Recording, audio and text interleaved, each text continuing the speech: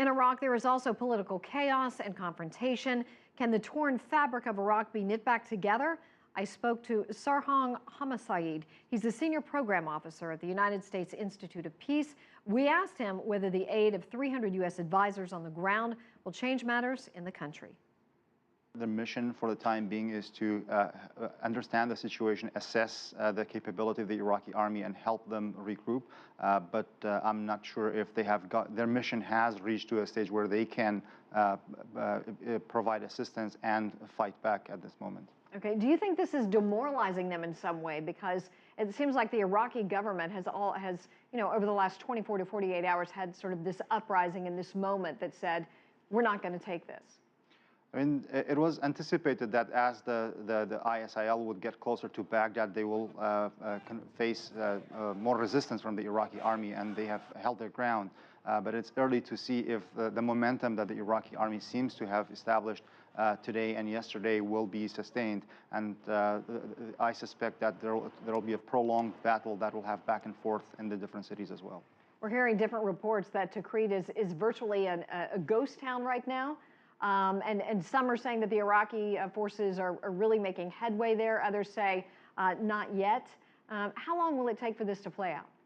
I think it will be hard to tell the time frame that it will take. As I said, this is not only a military problem. This stems from a larger political problem. So to respond to this situation, it takes both a combined military and political approach and solutions. And the political situation is still in the making. The new government is not formed. So the legitimacy it takes to take back those cities and hold on to them, because it's not about taking and regaining control, but staying there and maintaining stability. That will not happen without a political process, and it is very difficult to put a time frame on that. Right, okay, so we've got Maliki fighting to keep his job right now.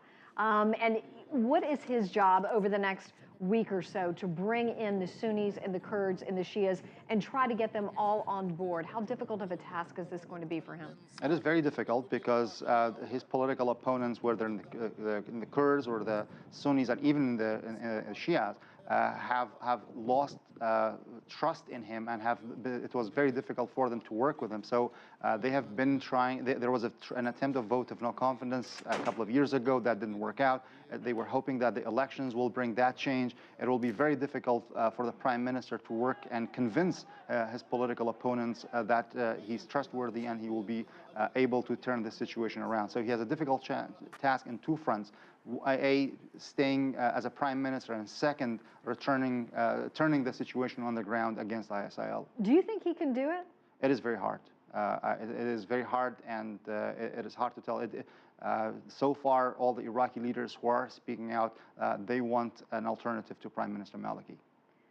The West is talking about the U.S. being there. Do you believe that they should keep supporting him while he's trying to do this, or should he step aside?